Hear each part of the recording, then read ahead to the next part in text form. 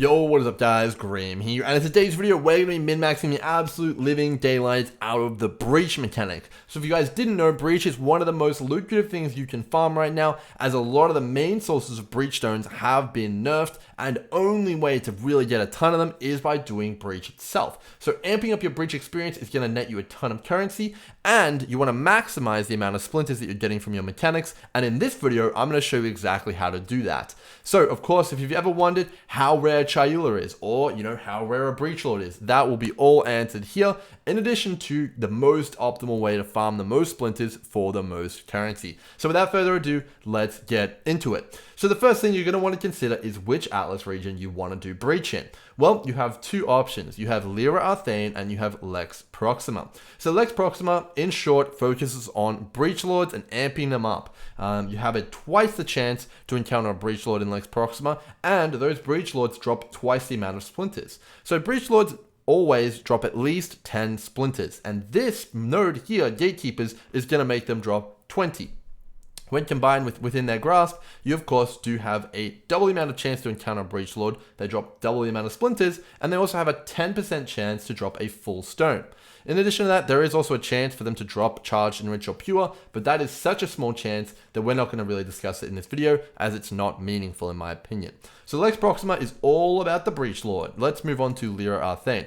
So Lyra Arthane only really has one node here, and that is Flash Breach. Flash Breach basically adds massive quality of life to breach in general. If you're ever bored waiting for a breach to open, this basically completely solves that problem. But in addition to that, it adds 10 additional guaranteed rare monsters to breaches. The reason this is impactful is it's non-conditional. It basically always adds these. So if you're doing a bad layout, for example, like Toxic Sewer, you always get at least 10 rare monsters in it, and rare monsters are the primary source of breach splinters in breaches.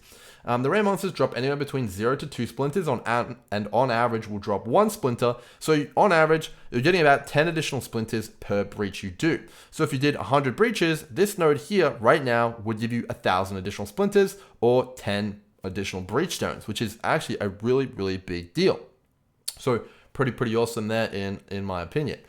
So Flash Breach is fantastic, it's non-conditional, and those are kind of the two different areas that we're working with. So on one hand, we have the Breach Lords, which are really super juiced up, and then on the other hand, we have Lyra Arthane with some super duper consistent and huge quality of life boosts to Breach. So which one is better? Well, we needed to dive into a number of different things to be able to find out. So let's get into the results. I've run hundreds of breaches to get the data, and we of course have an answer to our question. So first up, we needed to understand how rare a breach lord is, because in order to understand how good Lex Proxima is, we needed that information. So I ran 99 breaches in Lex Proxima. The reason I did it in Lex Proxima is because the higher chance there is to encounter something, the less chance there is to be, kind of bad data. So, if it was a 50% chance, I'd get quite a lot of them. But in fact, I got 17 breach lords out of 99 breaches. So the natural chance is half of that. So it's about 8.5% chance based on that data alone. But my guess would be that it's about 10% chance. I would say that that's a fairly rough estimate. I've then further gone on to do hundreds more breaches, and anecdotally, 10% does feel about right. So my guess is 10% chance to get a breach lord, but you guys can do more testing if you like, but I'm happy with the 10% number. All right, moving on. Now we need to compare the two different regions. So we've got an average about 10 splinters per breach from Flash Breach, which as we discussed adds about 1,000 splinters on average per 100 breaches. How many splinters can we expect to get from the Breach Lord nodes, assuming it has a 10% chance to encounter in Lex Proxima? Well, so we get 20 Breach Lords instead of 10 on average, and they each drop 20 splinters now. So that's 400 additional splinters over 100 breaches, compared to the 1,000 that we're getting in Lyra Arthane. Well, we also have a chance to get full breach stones as well. So it's a 10% chance off of those 20 breach lords. So we're going to get 2 full breach stones off of those 100 breaches we do by slaying the breach lords. So that's going to be an additional 200 splinters right there. So overall, in Lex Proxima, you're going to get 600 additional splinters from doing the passives there, versus the 1,000 additional splinters and massive quality of life, consistency, and the ability to run any layout you want in the Flash Breach Lyra Arthane area. So already we've established that Lyra Arthane absolutely demolishes unconditionally Lex Proxima. It is completely not even a contest. And the reason for this is in Lex Proxima, you have massive swings of RNG and you get about half the splinters. Let's say you did Lex Proxima and you didn't get a stone on Chayula or Ulnatul. Well, if you're only getting Tul and Esh stones, you're not going to have a very good time. You're going to have very inconsistent profits and it's going to be really spiky. But over in Lyra Arthane, you get a consistent additional amount of splinters per breach you do, and it's not spiky at all. And that's really, really good for consistent profit, and it's going to make your mapping experience a lot more smooth. Might be a little bit less exciting, but it's going to be a lot more smooth, which I really enjoy. All right, let's move on to the next question then. Well, which watchstones should we be using to maximize our profit? If you guys didn't know, there's craftable watchstones with modifiers that boost certain different breach lords. So obviously, the most expensive breach stones in the game right now are Ulnatul and Chayula. So in order to understand which breach stone you should be boosting, you actually need to understand what the occurrence rate of each of the different breach types are. And in order to do that, of course, I ran an additional 100 breaches, this time without any watchstones in it, in an area which has no influence on it or anything like that, so it's basically base. And here's exactly the stats I got. I got 27 Zoth, 26 Esh, 25 Tul, 17 Ulnatul, and 5 Chayula. When you convert those over to percentages, you can see that it does actually look about as common as you would expect. I think that these numbers are fairly accurate. These were all done in T14 plus maps. And you know, when I was thinking about breach, these are the kind of numbers I did have in mind. You can see that Chayula is incredibly rare. Ulnatul is a little bit rarer than the other three. And you know, the other three are fairly similar in weights because you know, they're all equally as common.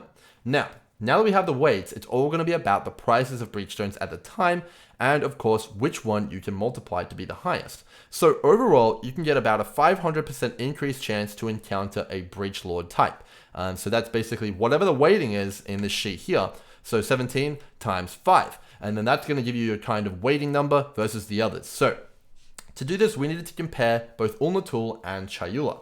So first up on the bat is Ulnatul. So we encountered him 17 times in the control, and when you multiply that by 85 times, you can kind of get an estimate of how often it is that you would encounter him comparatively to the others if you multiplied his weight.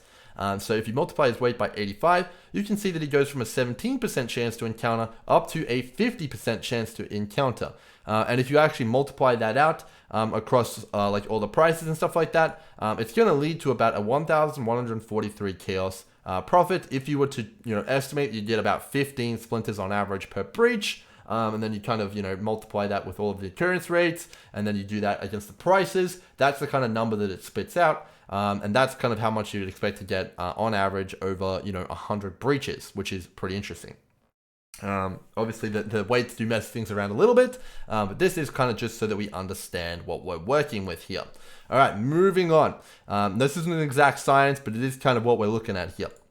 All right, so next up we have Chayula. So if you multiply Chayula's weight by a similar amount with times 5, she comes out at 20.83% to encounter. So if you multiply that out, it gives you about that number there. So if we were to take away all the other breach lords and just compare that there, obviously it doesn't work perfectly, but it actually does seem that Ulnatul is going to be the preferred choice.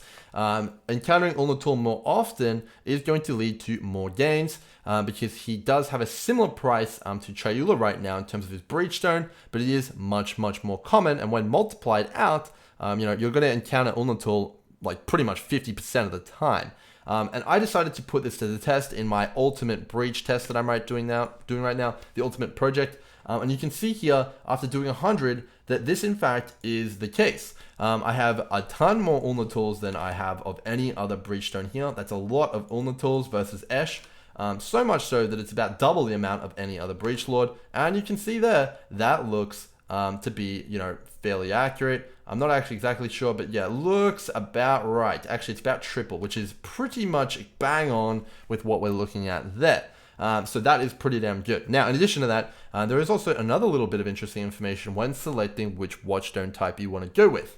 And that is that the actual breaches themselves can drop uniques. You can see here I have an absolute ton of Ulnatul uniques, as well as a few other uniques from the breach lords. These drop from the breaches, and specifically the rares, which are again boosted by Lyra Arthane's talent, Flash Breach, significantly.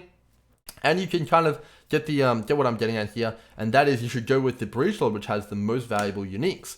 And in fact, that is, again, Ulnatul. Ulnatul's shield is worth about 6 exalts right now, whereas comparatively, Chayula doesn't really offer that many uniques, which are worth that much at all.